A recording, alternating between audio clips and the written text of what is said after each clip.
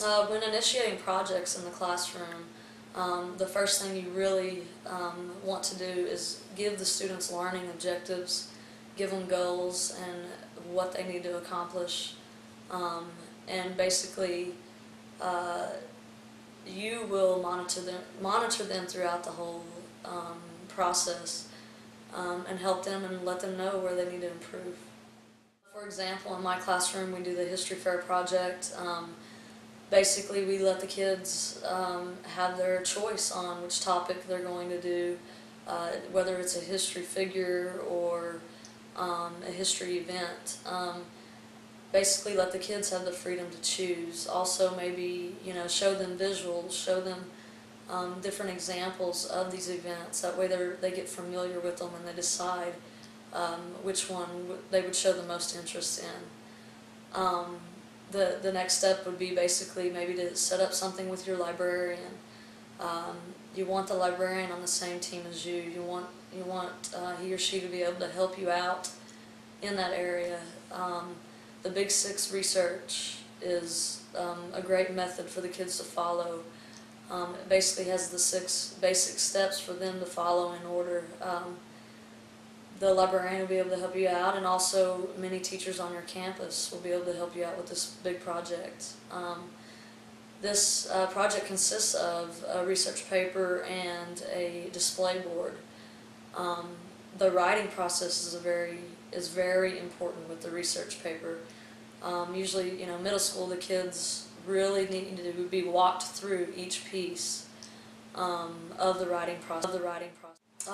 Timelines and deadlines are important in research papers. The kids need to have a printout of your deadlines and when everything is due, and basically a timeline, letting them know, how many nights they can work on a specific piece of this research paper. A question and answer paper, making sure that you have a list of popular questions and answers for the kids. That way, to make your life easier when they have questions, because it's already on the paper for you. Supplies. The kids need note cards.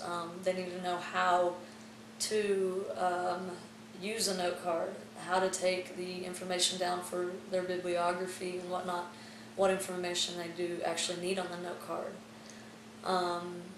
Maybe a manila folder. That way they can keep their research paper materials in that folder, because organization is key. They need to keep up with everything. They need to turn in a research paper. You need to make sure that their font's correct. A lot of middle school students, want to put it at 30 font. You want to make sure that you go over those steps when you go over the timeline and the deadlines and all that in the beginning, because they will try to, turn in huge, 10-page papers of 30 font. So basically, the final product needs to be, 12 font research paper, 2 to 3 pages long, whatever you want to do and whatever you set. You need to make sure that you pace that with, talk about that with the kids, and make sure you're monitoring as they complete their paper as well.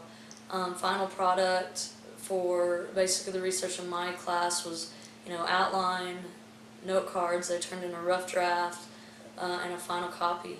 In the end, we do presentations. The parents, students, other teachers are able to actually, watch their presentation over their display board of the History Fair project. Basically, that we would display all the boards in one area and just invite anybody in to basically grade their boards, or as a competition. A lot of times we entered them in contests, in a History Fair contest, a region contest, and if they won their contest at school, then they were able to go to the regional contest.